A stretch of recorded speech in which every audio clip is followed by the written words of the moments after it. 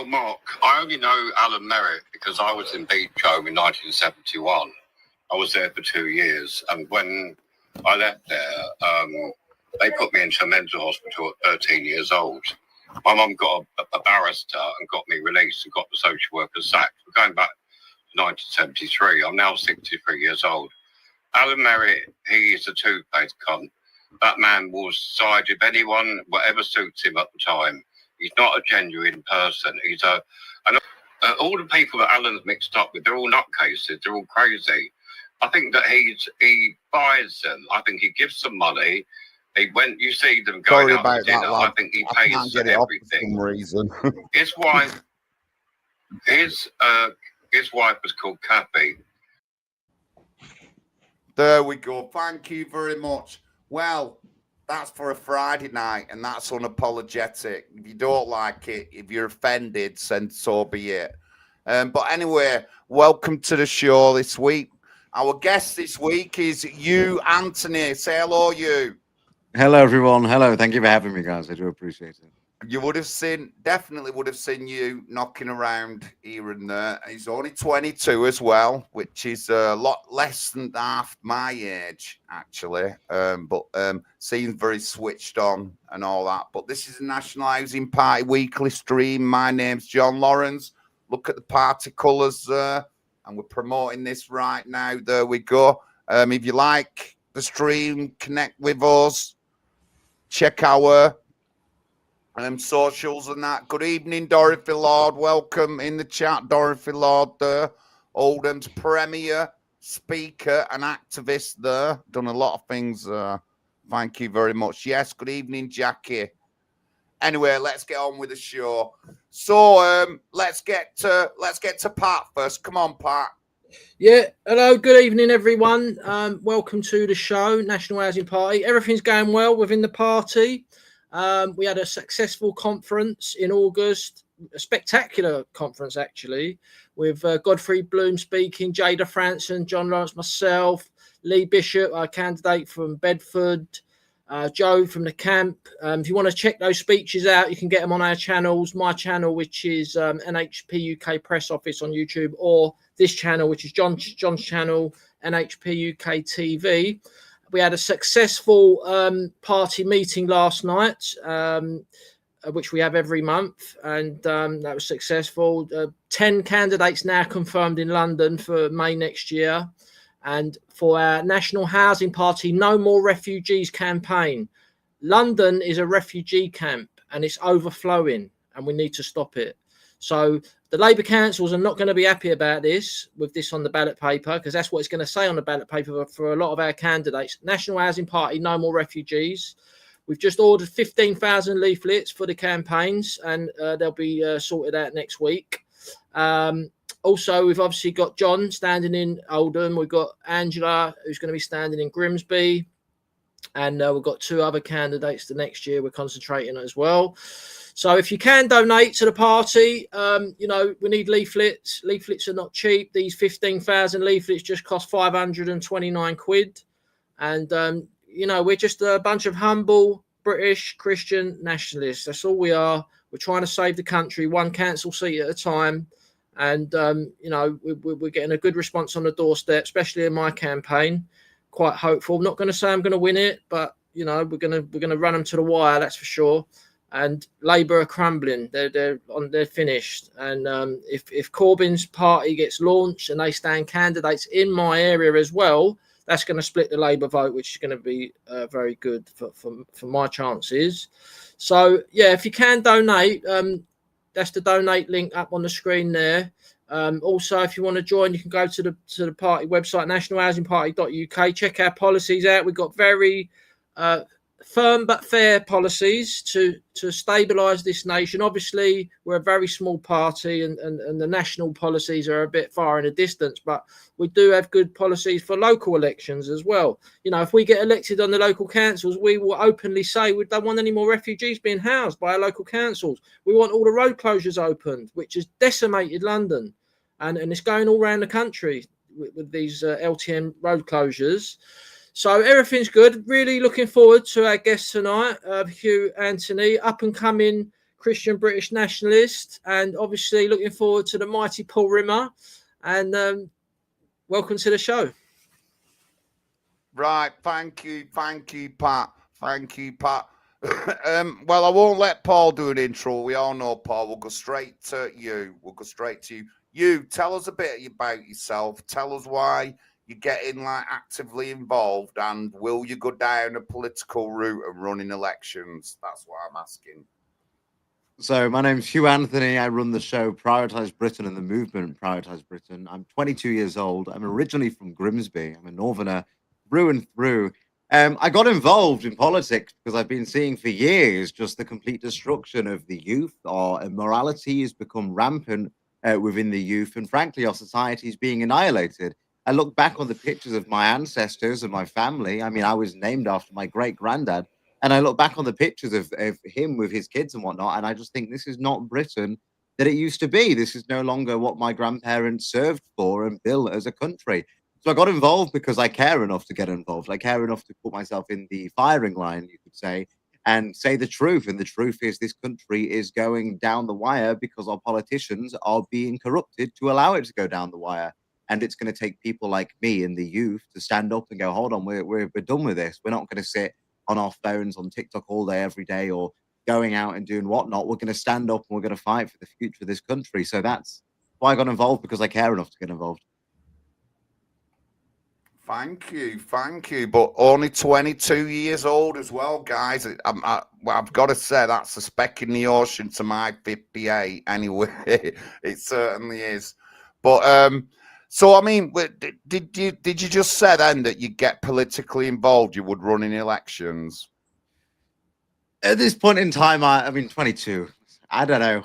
There's many things that could happen down the line, but at this point, my aspiration is to keep spreading my truth and encouraging other people to start doing the research, look into these things, try and talk about their own truths and X, Y, and Z, and learn the actual realities of our politics. I think a lot of people, especially my age, are quite politically illiterate. They'll read a TikTok post or an Instagram post, and then they'll base their entire political assumptions off of that. They won't go into the details. They won't actually elaborate past the basic analysis. So as of right now, there are no political aspirations to run for anything, but just continue to spread my own message and build my own. Well, I'll tell you some of the really important things I can see what you're doing, Hugh, is one, you're educating the youth about Zionism, which is incredibly important because Zionism controls our politics completely. And that's why we've got open borders and no Christianity in this country. Also, you're promoting Christ, which is another, very important thing. And, Christian nationalism. So you're doing really important things, and your name's out there. You're brave. You've come out, and there's so many people hiding in the shadows, thinking they're going to change this country, hiding in the shadows. And it's just you can't do that. You have to come forward. We need people to come forward, and I'm just so pleased that someone like yourself is at least trying to do something. I know it's a bit early for you for elections and all that, but that doesn't matter. You're doing some good stuff, and that's why we've invited you onto the show. And I commend you for that. Over to you, Paul.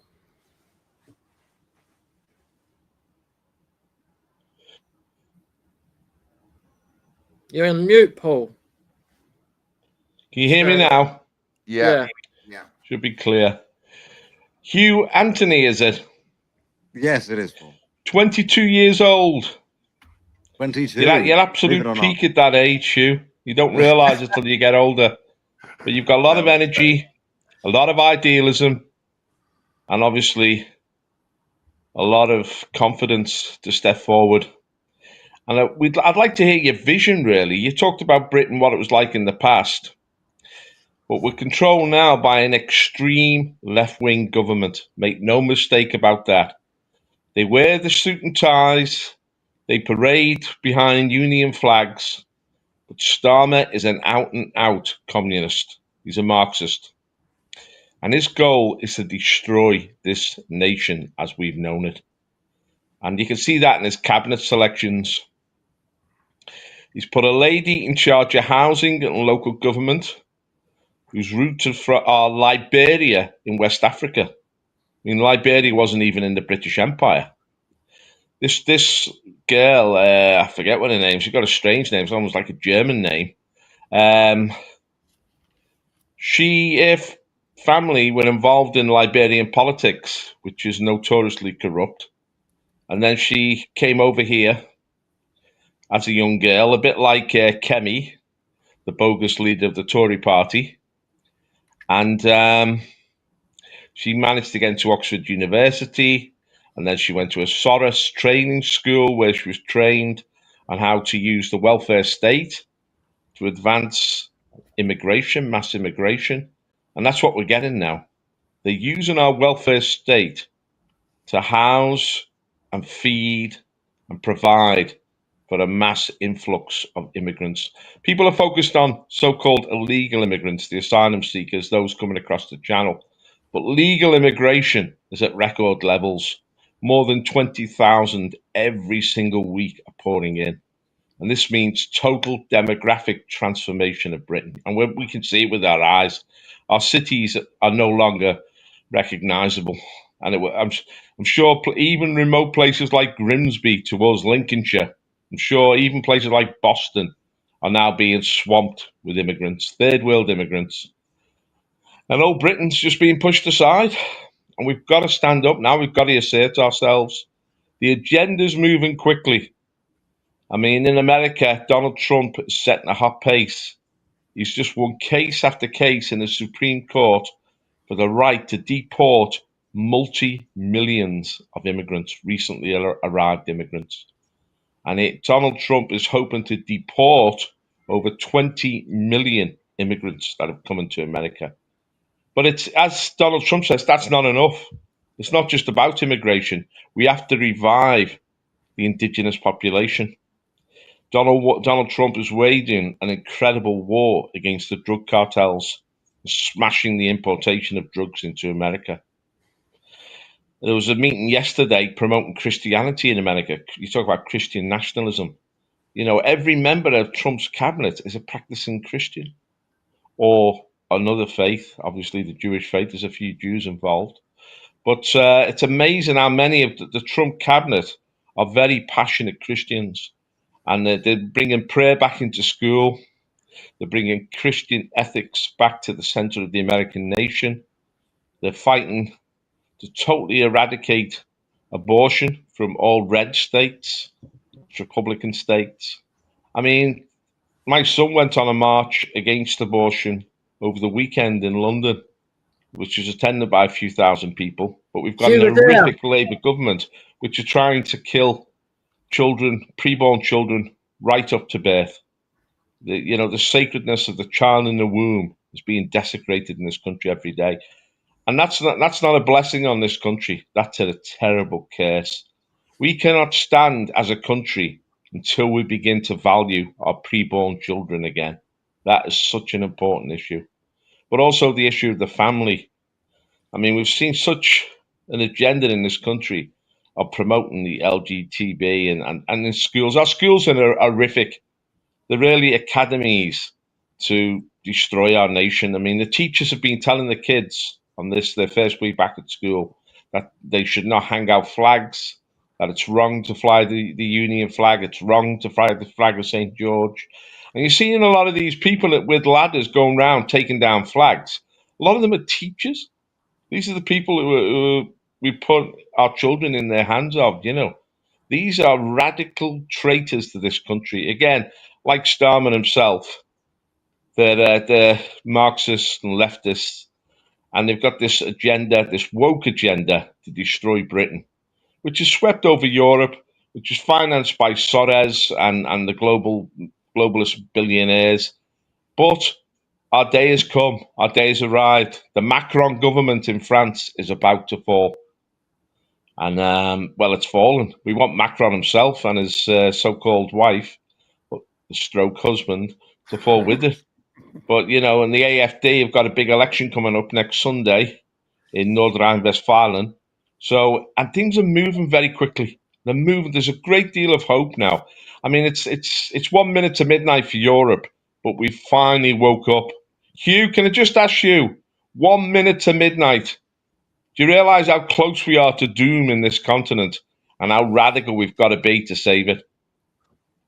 No, we are. We're very close to it. I mean, if you look around, even look at our demographic, we used to be, what, 99.9% native white Britain. Now we're, what, 74.4% in England itself. It's crazy how quickly we've allowed this country to go completely down the toilet. And we've allowed that because, I mean, our natural resources have been destroyed by, replenished by people like China, like India. We've been completely annihilated by global business that has come in. They've destroyed our fishing industries, our steel industries. They've destroyed our technology industries. We're now relying on a service-based economy.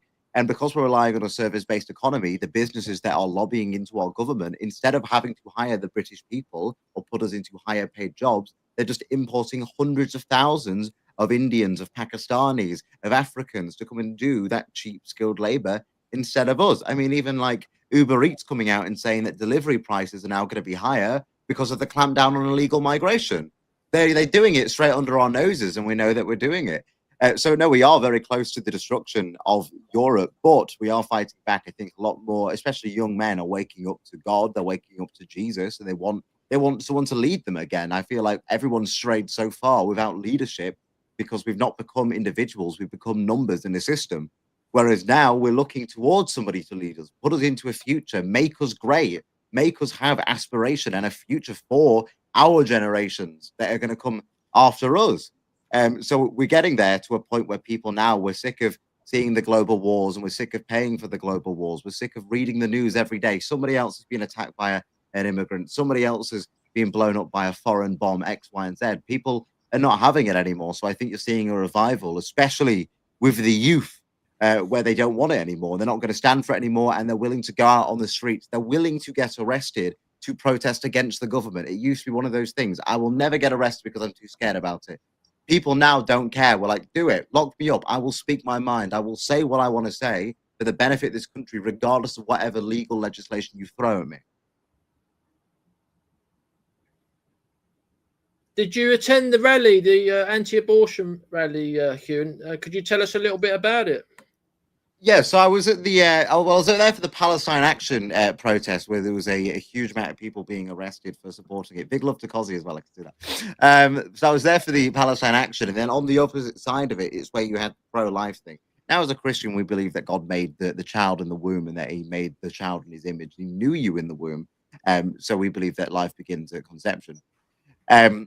So there was a big crowd, I'd say at least of a few thousand people that were very pro-life. And then on the other side, you had all the people shouting abortion is a human right and it's healthcare and whatnot. It was a weird mix, actually, because it kind of, you had the Palestine Action supporters and the Palestine supporters mixing in with the pro-abortion supporters, bearing in mind places that, especially under Islamic rule, are very anti-abortion. So it's kind of a weird sentiment of contracting ideologies trying to form a cohesion together. And you keep seeing this with things like, even like the whole transgender ideology, where you've got all the transgender people supporting like Palestine and whatnot, but then they would never get supported by those people they're trying to support. So it was kind of that weird like environment where they were at each other's necks, but they're each other's necks. They had no idea they're at each other's necks because they're like, oh, we're on the same side, but we're also not on the same side. How many would you say was at the anti-abortion rally, Hugh? Oh, a couple thousand. I think the media said there was at least 4,000. It was really, it was packed. So it was just around the back of Parliament Square, and it was a big stage up, and it was packed all down the street. The actual march up the street, it must have gone on for like a solid 20 minutes coming down one road. There were hundreds and hundreds and hundreds of people. I know it was a lot of speakers, some American speakers. The actual rally was organized by some American companies that paid a lot of money into it, but it was absolutely swarmed with people. Yeah, I mean, I'm going to make a real effort to go next year. Is it every year? I believe it's every year that they're doing it, yes. And your son was there, was he, Paul? Yeah, he made a video. I posted it on my ex account. He's passionately, he's just having his fourth child now, and he's passionately anti-abortion. Of course, when I became a Christian, which is 40 years ago, I began to realize the horror of abortion, that, you know, life is sacred. Every child is precious. Child in the womb is especially precious. It's a wonderful gift from God. And by casually murdering children, spilling the blood of unborn children, which is what we're doing in this country, by the million, 10, 12 million are being killed, we're bringing a terrible curse on this nation.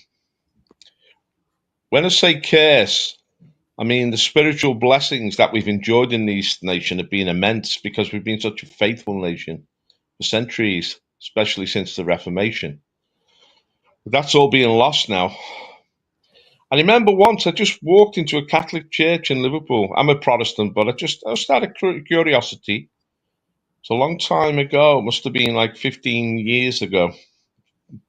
And there was a poster on the wall, and on it was a quote from Pope John Paul II, the Polish Pope. And it said, "No nation can survive mass abortion." And that's the fundamental truth. If you kill off the life flow, if you kill off the next generation, you have no future as a nation. I mean, and so this is, plus everyone who's involved with abortion is cursed because they've killed an innocent child. There is forgiveness in God if you repent, but it would be much better if you never took that step in the first place. So it's a very key issue.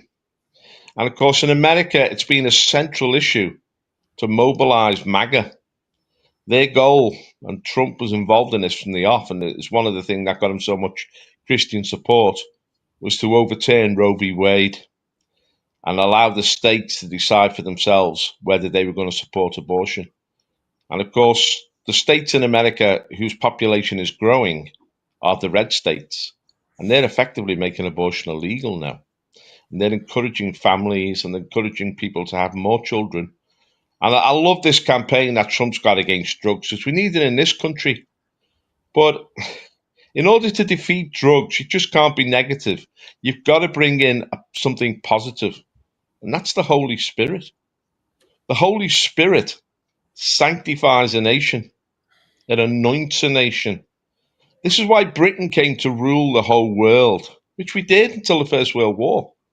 I mean, our Prime Minister at the turn of the 20th century, the Marquis of Salisbury, he was asked, "What's it like being the Prime Minister of a quarter of the landmass of the world?" You know, India, Africa, Canada, Australia. He said, "Quarter of the landmass of the world?" He said, "And all the water as well. Britannia ruled the waves. British sea power controlled the world. And everybody had to respect the British people."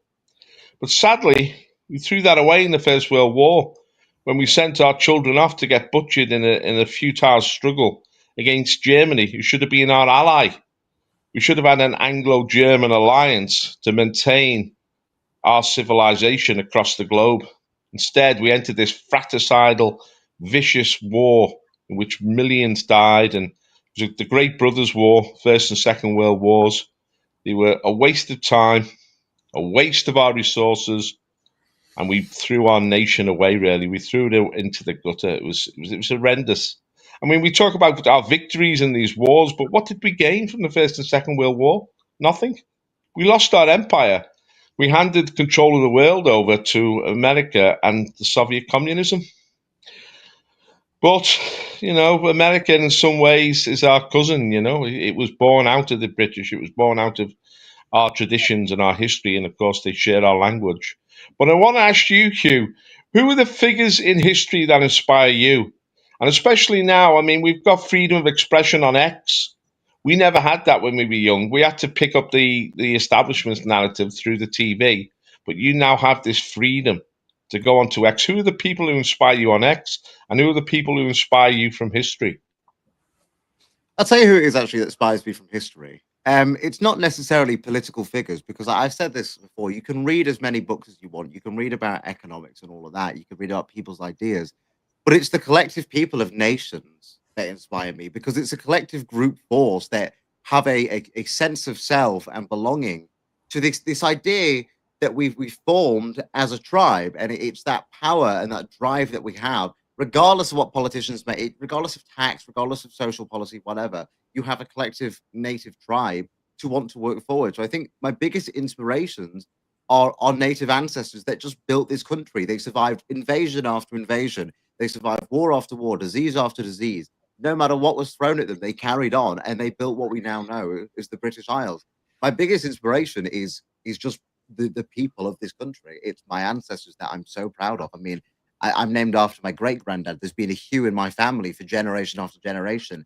I am a byproduct of the undying survivability of the British people.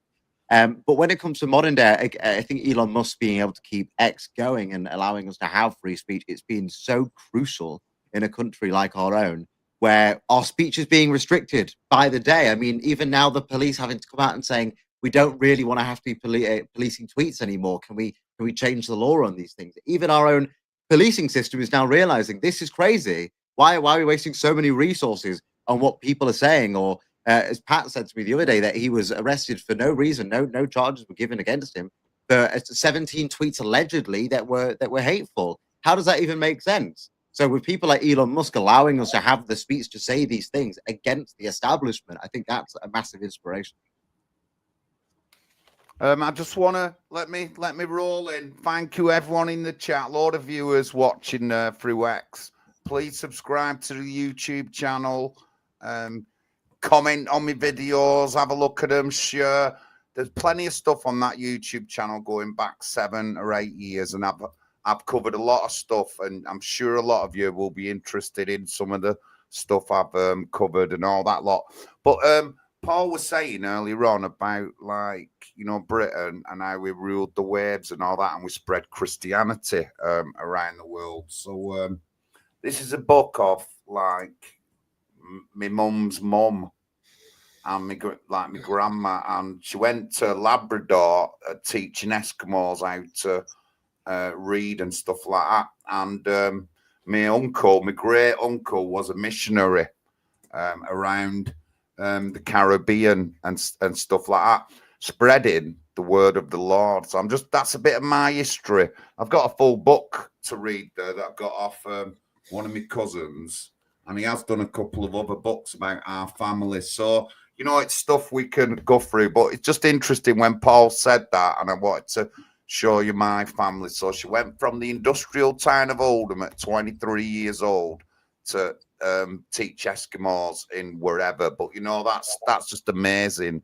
and that's what we was like at the back in the days and that. But, you know, like you earlier on said about the percentage of white British in the country. I mean, I always said this. I started off by saying everything was anti-Western, and even in the 90s, the percentage of white Brits was in the 90s. It's just this past 20 years, 25 years, they've absolutely kicked our asses, and we know that immigration levels are at like hundreds of thousands, if not millions, when they just used to be tens of thousands. This is all factual. And obviously it's caused a demographic change, but it's difficult because I come from Oldham, and in Oldham we have one of the oldest Bangladeshi communities in the UK, and we have some of the oldest Pakistani communities in the UK. So they've been with me for a long time. But I know that there's places in the UK that are just experiencing immigration in the past 10 years. You know, they've seen a demographic change really quick. But obviously, it's took longer for me because I'm 58 years old. So, you know, it wasn't that fast. But, you know, to like anyone who is an ethno, proper, hardcore, there's no chance of having an ethnically white Britain. I doubt it you'd ever do that now, because people are so ingrained in society. Certainly people like me, and I'm already running in elections, so that would mean to anyone who feel offended that I'd be prime minister before you get there, because I'm already running. So I'd be the one deciding who stays and who goes. But I'm just saying that's what I personally think. But no, Pat's talked about this, and Pat, we talk about this a lot. There is an attack on the white identity and white people in general. We have actually got a new policy called the White British Group Identity. And I should have said it at the beginning, but I just got a bit off track. But I should have said it at the beginning. But maybe next stream I'll repeat that out. And the thing is, I already tick a box because I can join the Caribbean Association. You know what I mean? So I'm halfway in the box, like. But you know, there is no white British group identity, and there isn't. You're not allowed to have that identity name, or you're not allowed to have that group, and it's wrong, and it's just reversing things that have happened in the past on a people. It's wrong. It absolutely is wrong. But anyway, the demographic change. So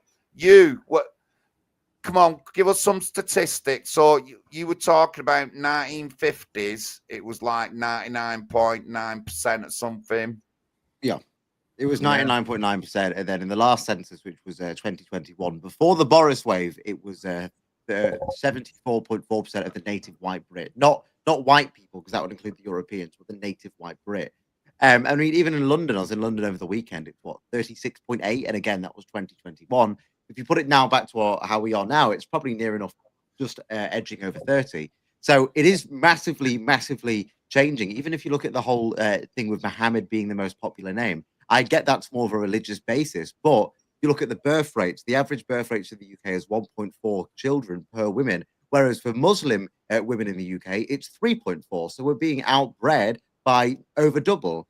So no wonder Mohammed's becoming the most popular name, because they're having far more kids than we're having. And there's economic factors that go into that. There are social factors. There are religious factors that go into that.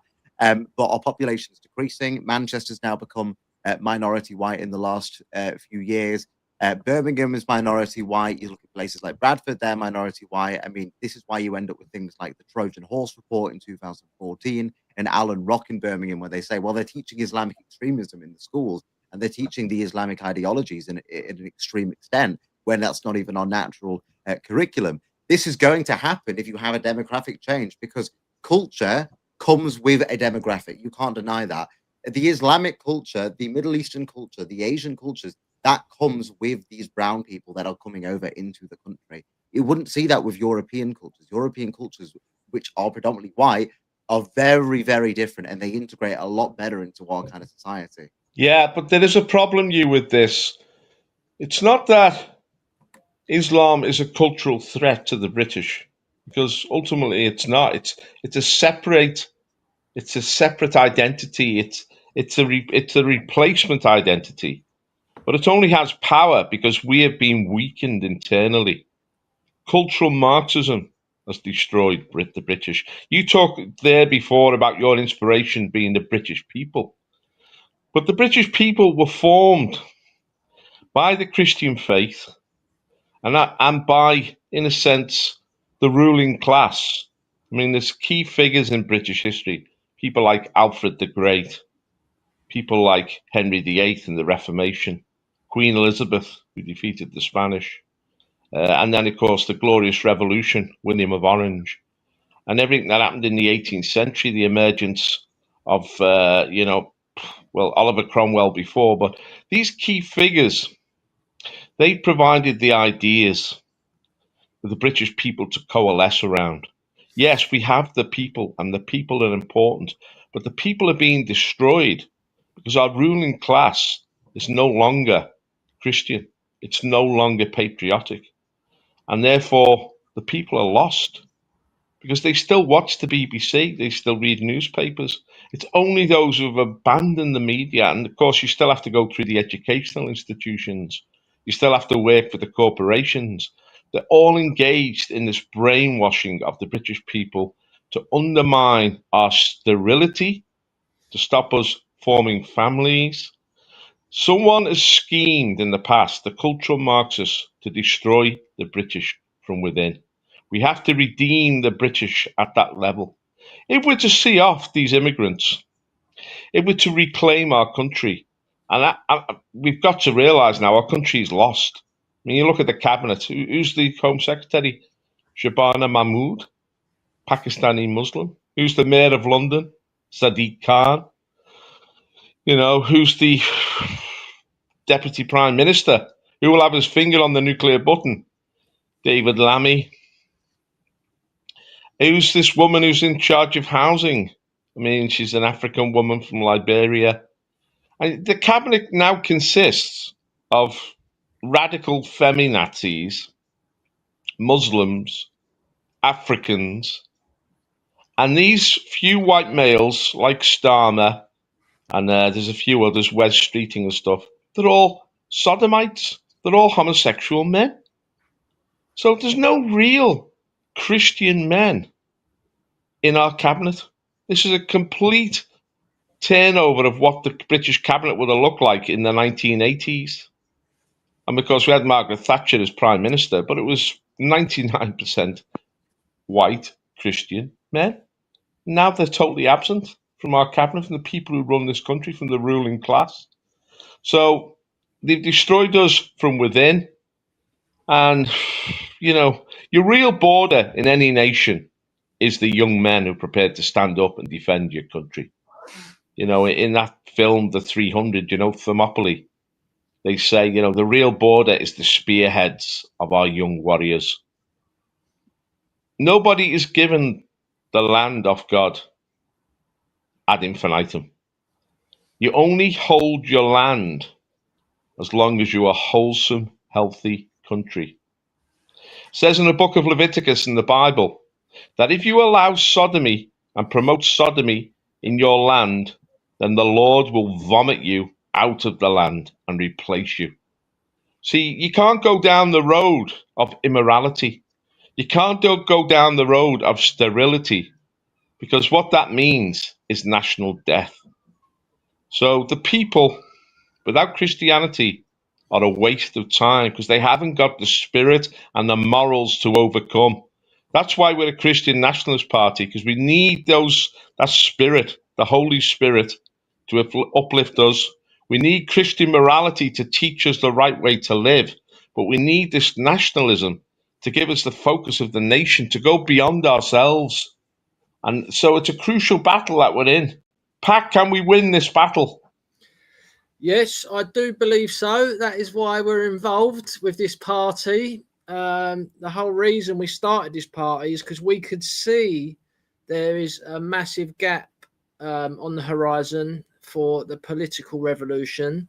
And, you know, we knew the Lib Lab kind of finished. Unfortunately, Reform are going to take the centre ground for a while. I don't know how long. You've got Advance coming up on the flank, going to destabilise Reform. But they're both Zionist parties, and we are not a Zionist party, which is very important. We're a Christian nationalist party, and I do see I see hope, definitely hope. Lots mentioned tonight about the British Empire. We have to also identify towards the end of the British Empire, it was hijacked by Zionists, basically. And was that a big reason it nosedived into destruction? So, but the original people who created the British Empire, like Hugh said, was the indigenous British people. They were the driving force and obviously Jesus Christ. They was all adamant, you know, they're big followers of Jesus. And but the biggest thing for me at the moment is this flag protest. This flag uprising is so spectacular and glorious. And we've got to remember, all these flags what are going up, they've got the Christian cross on them. That is what is on those flags. It is the 3 Christian crosses on the Union flag, St. Patrick, St. Andrew, St. George, and obviously the St. George on its own as well. And in Scotland, they're doing the Saltire, etc. So these flags going up everywhere. The cat's out the bag now. People have been persecuted, demonised for their patriotism for the last 70 years. And people have had enough of it. And the reason these lefties are going around climbing up these lampposts, they're terrified because they are in trouble, mate. they're you know, their time is up, and they're really worried about this because we are slide. Our whole, it's not only our nation, the whole of the West is sliding to the right.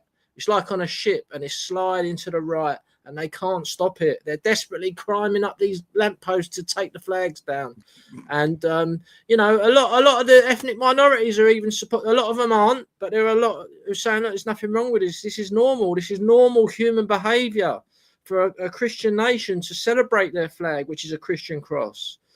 And you know, I just see really big things happening, and it's happening. You know, I'm really optimistic, and obviously I wouldn't be standing in my election where I'm standing if I didn't think this, because when myself and John started the party, 2022, I had no intention of standing in my area, which is South Camden our MPs, Keir Starmer. I didn't think I would have any chance whatsoever. A lot of people have heard this story, so we started the party, and I thought, I can't start a party and then start going around asking people to stand in local elections. It's okay, you've got nothing to worry about if I've never actually done it myself. I've been involved with local politics for years, since 2012 with the BNP. I've been involved with many campaigns all around the country, but I'd never actually stood myself. So I felt it was a bit not very genuine and sincere of me trying to persuade people to stand if I hadn't done it. So I said to John, let's go. I'm going to stand. I'm going to learn some mechanics of how to do it so I can encourage and motivate other members to stand. I stood, and the response I got on the doorstep was just incredible. It was just like people were just so happy. They were like buzzing on the door. Oh, I'm Pat McGinnis. I'm standing. Oh, come up. I'm so glad you've knocked. And they're so happy that there's an alternative to the Lib Lab Con. And I only done 2 months campaigning, like door knocking, and I got like 214 votes, which is pretty good for that time space. And because of the response I got, I thought, there's 9,000 voters in my ward, only 2,500 bothered to vote for the last 15 years. So I thought, if I can get to those 5,000 voters who don't bother voting, surely I can get 1,500 votes out of 5,000, because everyone was agreeing with my leaflets. All the stuff we think, our patriotic thoughts. There's a lot of people who feel the same way, and there's a lot of Cockneys still left in Camden and in Islington and in Birmingham. It's pretty bad in London, but there are still a sizable amount of English people left. So I went for it. And I've decided to go for it, and my campaign's going really well. And who knows what's going to happen? We could get a miracle from God. We're praying about it all the time in our Bible study. If anyone wants to attend our Bible study, we have it once a month. We're having it tomorrow night. Paul Rimmer is our Bible study leader, and we're praying for victory, and we will march to victory with Jesus Christ. There's no doubt about it. So it's all up for grabs. I just advise anyone thinking of standing, do not be scared. There's nothing to be scared of. Like Hugh there has been brave, and his real name's out there. He's gone full on the internet. And what can happen? Come on, it's okay. Stand up for your country, stand up for Christ, stand up for your family. And, come if you're interested in standing, even if you want to stand as an independent, contact us, we'll help you. Because we've got to get the Lib Lab Con out. We've got to get them out. They're on their last legs, and it's all looking good for me. And the flags, if anyone's involved with the flag stuff, keep them coming up, keep putting them up, because that's what we want to see. We want to see the Christian cross flying every single day in this country. Over to you.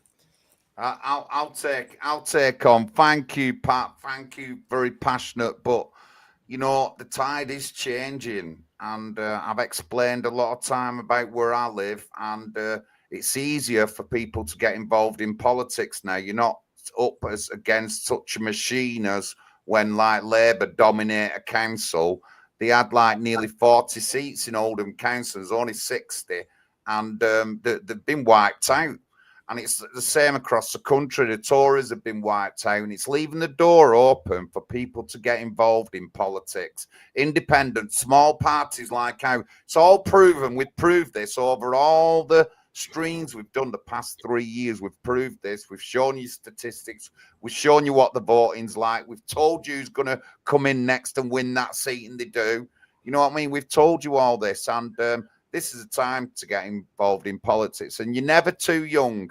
If they can make someone a member of parliament at 23 years old, then you can be a local councillor at 18. Let me just tell you that. If you can be a member of parliament 23 years old, and this is a time, guys. This really is a time to get involved. More people are voting. The flag thing is just bringing out everyone's patriotism. And the other day at Victoria Hotel, I'm walking home with a guy, and he lives in my ward. Leaflet handed to him, said, I'll be round to get your tick on a vote later on in the week. Yes, mate, no problem. That's just as easy as that. And he'd come out because of them flags. But yeah, get them up, guys. Be proud. There's nothing to be like ashamed of being a member of the British Empire and supporting that flag. Yes, stuff happened in the past, but since then we've certainly redeemed and all our past transgressions and done even better. And the UK is a very open and tolerant country. It is, until we're pushed and squashed aside like we are doing now. And we've done good things across the world. So don't forget that, guys. And remember, you're not a nation of immigrants. You've been here for thousands of years with a bloodline. You know what I mean? You're not a nation of immigrants or anything like that. Just remember that. But yeah, excellent quarter 2. Paul, anything to say? I just want to ask Anthony a couple of questions.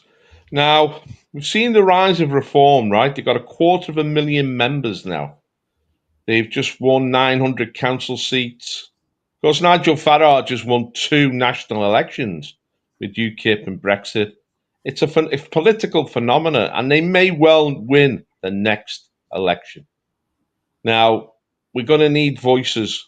You see, the blob that controls this country, what Dominic Cummings called the blob, the civil service, the unions, the media, they all work together, the left-wing blob.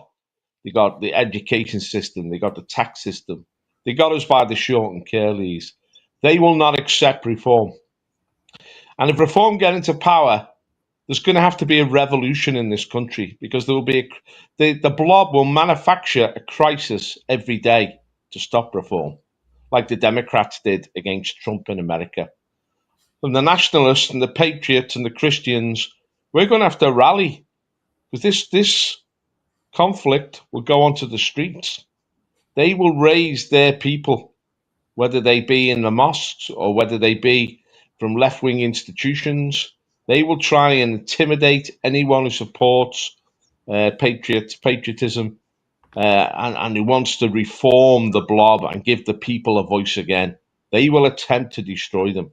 So we're going to have to have a key role post the next general election, if there is a different government, if the Liberal Abcon is overthrown. It's not guaranteed, because these people, Labour look like they're finished, but they have a lot of resources and a big constituency to remobilise. How do you see it going there, Hugh, looking ahead after the next general election? Well, even if it does go to reform, I don't think reform is going to be able to deliver on the level that they want to deliver. I think regardless, they're going to get backlash from our population. We've got 4 years of our population still changing rapidly, be that through migration, be that through crisis that continue to happen. I mean, Southport was last year. We've had riots this year. We've had people attacked this year. We've had the Epping hotel situation this year. You've got 4 more years of that happening if elections not called early. People are going to get a lot more radical with it. People are going to start rising up a lot more. I think even with the things like Raise the Colours, it's not just a patriotic act, but it's a rebellion against the institution which tries to weigh us down. And for 4 more years down the line, the institution's going to try and weigh us down, because that's what they've been doing for decades now. So you've got 4 more years of people standing up and going, enough is enough. These people are getting to a point, especially my generation, especially the younger people, we're beginning to speak up. We're beginning to get a bit more radical of how we're saying it. We're not starting to care anymore. Even with like Elon Musk starting to talk about remigration and stuff like that, it is beginning to happen where the Overton window is now shifting to the right. So I think even if reform do get in, they will be met not with a pressure from the left wing in the establishment, but from a pressure of very, very severely radical right-wing individuals that want them to push the limits further and drag our country into a more traditionalist point of view, not just a conservative point of view. But you've got the blob, right? The civil service. Have you seen any pictures of the civil service now? What it looks like? Do you think they'll do the work of a government which wants to stop immigration? No, I don't think they will. But I think what the politicians fail to realize is that the British people, when as a collective, as we made the point with the empire, as we made the point with the revolutions, the British people as a collective are stronger than any form of little elitist collection club that they have. We won't back down to these people. And I think people are beginning to wake up to the idea that actually it's not the government who's in control. It's the people above the government that's lobbying into it and telling them what to do, controlling the strings. It's going to get to a system where either our political system is overthrown from within, or it's overthrown from the outside, and the outside will be the British people. So we're either going to see more radical individuals inside of Parliament, independent individuals that start to betray the civil service, or we're going to see a political force on the outside that seeks to remove the civil service no matter what. Pat, how do you see it going with the police and with the army? They're all being sort of made politically correct to turn against the people. I mean, if it comes to a revolutionary situation, what forces are going to be on the side of patriotism? Well, they're definitely doing a good job of completely feminizing the police and the army. I've done videos on this. Where does this all come from? It's coming from the Frankfurt School, you know, to just completely weaken our society so they can have their revolution. But I think they're going to come unstuck because, you know, it's happening all across Europe. And going back to Donald Trump, I mean, it's all very well him deporting millions of these recent migrants, illegal immigrants, whatever you want to call them. But he's going to continue to allow millions coming in legally. He's openly said, you know, the only way America can be saved is by completely stop giving out US passports to foreigners. They should have done it in 1965. That's when they should have done it, because America's going to go before this country. America will break off into lots of different countries the way it's going if they don't stop immigration. But in this country, we've got a real chance of stabilizing our country, regaining sovereignty. And when I don't think we're that far away. I really do believe one day we're going to wake up and we're just going to see you know, I don't think reform is the answer. You know, I think that they've actually done probably more damage than what they've done good in terms of preventing a genuine anti-establishment party getting through.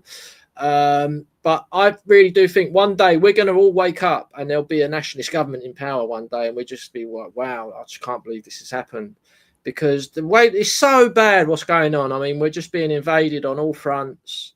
You know, everything's upside down. They're sending men to women's prisons, which Reform agree with.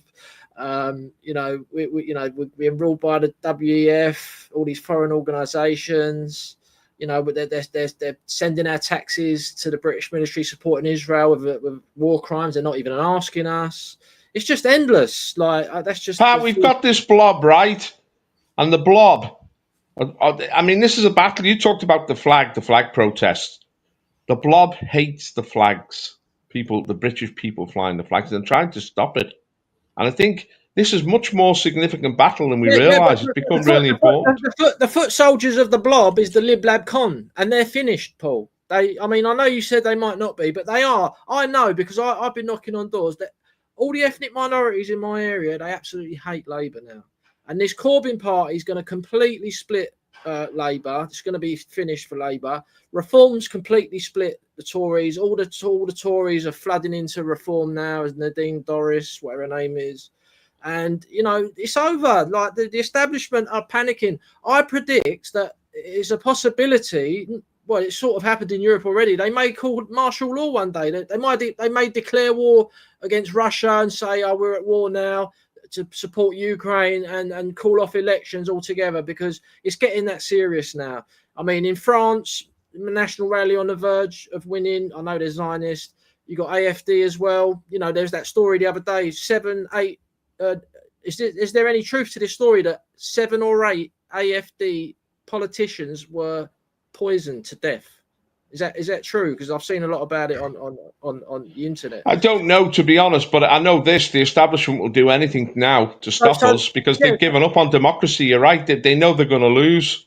So they're on the verge of doing a full-on dictatorship, but we've got to push them to that situation and then go from there. So all the politics, it is worth it. What everyone's doing all across Europe, and you know, the Lib Lab kind of finished. The establishment's finished. They're going to have to take drastic measures to stay in power now, and it could get quite serious. Can I ask who that is a picture of on your wall? I was wondering that. That's JD Vance. So I don't know if you know about the 21-year-old Norwegian that was deported from America for having this meme of JD Vance on his camera roll. But I was like, I thought it'd be the most hilarious thing to put him in a picture frame behind me in case I ever wanted to go to the US and they were like, nope, you're not getting in because It you could had this be. picture. You could think that might be a chubby Nick Tenconi. That's I thought, but no, but it isn't. But So explain this is the explain closest I would. explain it again, Hugh. What happened? So this is a meme of JD Vance. People were photoshopping him to be fat and look like the fat kid out of Charlie and the Chocolate Factory and stuff like that, just taking the absolute mick out of him. And somebody had this meme on their phone. A Norwegian student had it on his phone. And when Trump was putting in all the policy at the beginning of the year to say that if you're anti-American or anti-Israel or anti-Semitic or whatever, you're going to be deported. You won't be allowed into the US. So they deported a student who had this on his phone and classified it as anti-American kind of beliefs and ideology. So now I'm like, it's the most hilarious thing having it on the back of the wall. Because if I ever go, they'll go, well, you're anti-American. I'll be like, sure. But maybe it is a fat Nick Tenconi. This is probably the closest I'll ever get to Nick Tenconi without security stopping me. So why not? And of course, I see you've got a trophy, the Stand Up to Racism placard. My migrants and refugees are not welcome here. That thing you just mentioned there, I mean, that highlights this freedom of speech thing where Nigel Farage went to America, like campaigning for freedom of speech, and you got America passing laws, all these anti-Semitic laws. They're passing laws to ban verses in the Bible, even what talk about the Jews, and it's incredible that. And all the people Farage is banned from his party. He's banning certain news organisations from his conferences. And, they say they're for freedom of speech. And also another interesting development over the last, say, 2 years, you're getting mainstream politicians in the UK saying, that they should not be taking refugees from Gaza. They would never have said this before when we had the Iraq war, Afghanistan war, because they might be a risk to our country, but because there might be a threat to Israel, they're like openly saying they're the only refugees they're saying that we shouldn't have in our country is the Palestinian refugees. And it's just all becoming very evident who is controlling our country, who's controlling the blob, who's controlling our political system.